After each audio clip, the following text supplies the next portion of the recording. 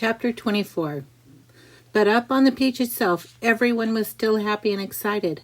I wonder where we'll finish up this time, the earthworm said. Who cares, they answered. Seals always go back to the land, sooner or later. Up they went.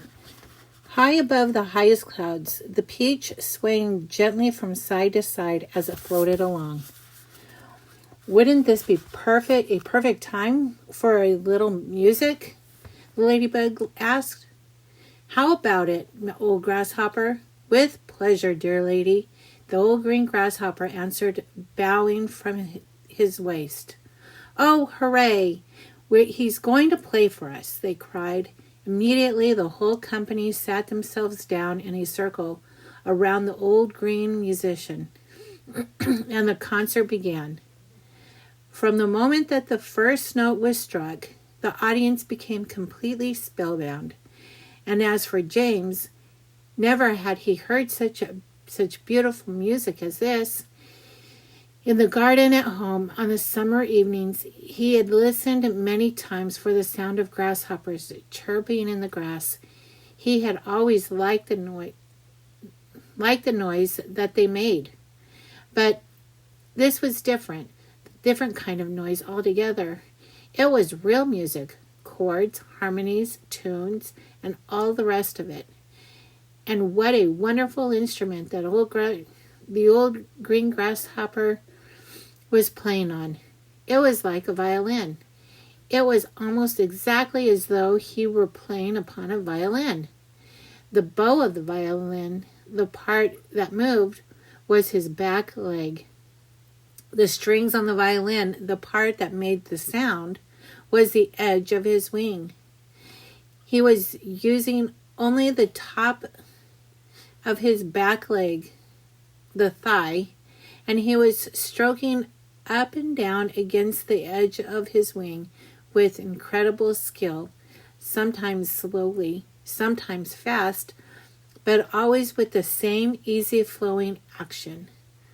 It was precisely the way a clever violinist would have used the bow. The music came out pouring out and filled the whole blue sky around them with magic melodies. When the first part was finished, everyone clapped madly. Miss Spider stood up and shouted, "Bravo! Bravo! Encore! Give us some more!" Did you like that, James? The old green grasshopper asked, smiling at the small boy. Oh, I loved it, James answered. It was beautiful. It was as though you had a real violin in your hands. A real violin? The old green grasshopper cried. Good heavens, I like that. My dear boy, I am a real violin. It is part of my own body. But do all grasshoppers play their music on violins the same way as you do? James asked him. No, he answered, not at all. Or not all. If you want to know, I happen to be a short-horned grasshopper. I have two short feelers coming out of my head. Can you see them? There they are. They are quite short, aren't they? And that's why they call me Shorthorn. And we Shorthorns are the only ones who play our music in the violin style, only using a bow. My longhorn relatives, the ones that have the long curvy feelers coming out of their heads, make their music simply by rubbing the edges of their two top wings together. They are not violinists. They are wing rubbers. And a rather inferior noise than these wing rubbers produce too, if I may say so. It sounds more like a banjo than a fiddle. How fascinating this all is, cried James. And to think that up until now I never even wondered how a grasshopper made his sounds.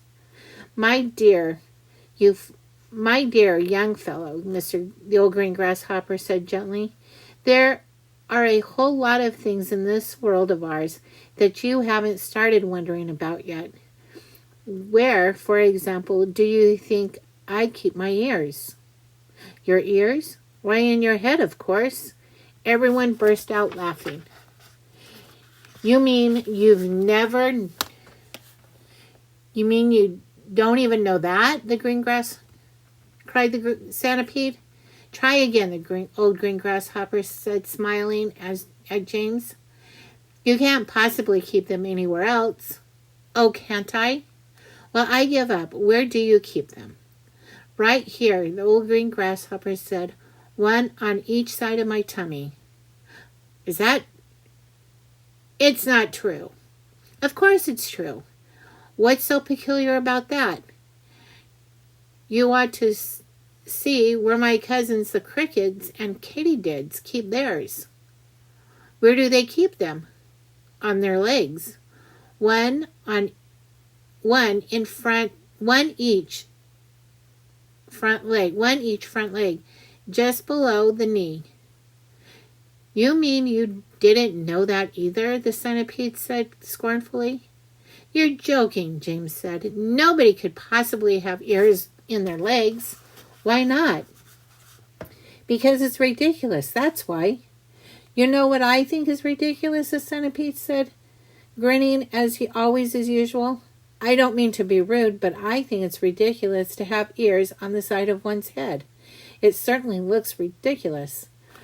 You ought to take a peek in the mirror some day to see yourself. Pest, cried the earthworm. Why must you always be so rude and rambunctious to everyone? You ought to apologize to James at once.